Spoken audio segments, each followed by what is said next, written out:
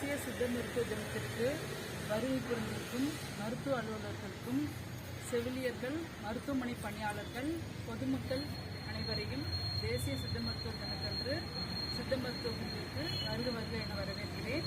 இந்த சித்த மருத்துவ தினமானது முதன்மை சித்தர் அகத்திய மாமுனிவரின் பிறந்த நாளான, அதாவது மார்கழி மாதத்தின் ஆயில்ய நட்சத்திரத்தன்று கொண்டாடப்பட்டு வருகிறது.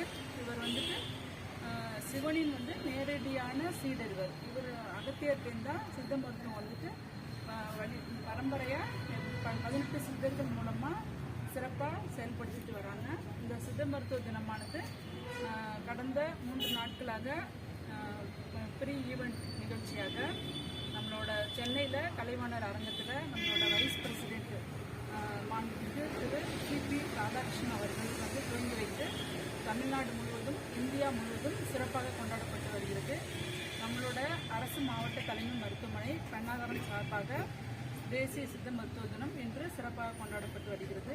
இதன் நிகழ்வாக நம்மளுடைய மூலிகை தோட்டத்தில் மூலிகை மரக்கன்றுகள் நடும் விழா, அதனைத் தொடர்ந்து பொதுமக்களுக்கு இலவச சித்த மருத்துவ முகாம் மற்றும் பிரெக்னன்சி ANC மதற்கு சிறப்பு மருந்து பெட்டகம் வழங்குதல். சித்த மருத்துவத்தோட அடிப்படை இது உணவே மருந்து, மருந்தே உணவு. அதன் நிகழ்வாக சிறு தானியங்களை கொண்டு உணவுப் பொருட்கள் தயாரித்து பொதுமக்களுக்கு வழங்கி உணவுப் பொருட்கள் விழிப்புணர்ச்சி நிகழ்ச்சி நடத்தியிருக்கிறோம்.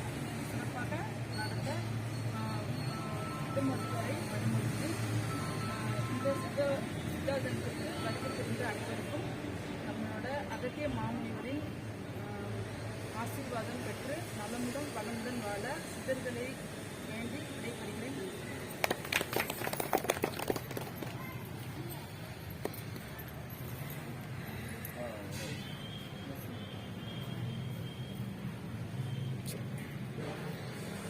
அனைவருக்கும் இனிய காலை வணக்கம்.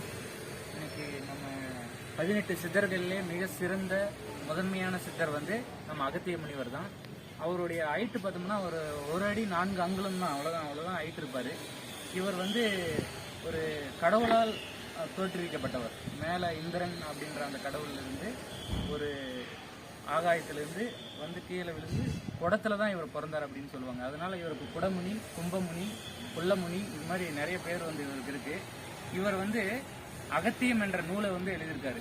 அகத்தியம் என்ற ஒரு நூல் ஃபர்ஸ்ட் நம்ம உலகத்துக்கு தமிழ் தோற்றுவிச்சு, தமிழ்னு ஒன்று இருக்கு, அதை உலகம் ஃபுல்லும் கற்பிக்கணும் அப்படின்னு நம்ம தமிழ்நாட்டில் பிறந்து உலகம் ஃபுல்லும் தமிழை பரப்பிய சாதனைக்குரியவர் இவர். இவரை நம்ம வாழும் கடவுளா பல்லாயிரம் கோடி வருஷங்கள், 1000 வருடங்கள் இவர் பிறந்து அந்த நாளை இருக்கு. இவர் அகத்திய மலையில் தான் இவருடைய அந்த போதனைகள் நிறைய இருக்கு. அதனால இவரை நம்ம கடவுளா நினைச்சு இந்த நேரத்தில் தமிழ் மருத்துவத்துக்கு ஒரு நன்மை செஞ்சவர். இந்த சித்த மருத்துவத்துக்கு ஒரு முக்கிய ஒரு ஆணியே இவர் தான்.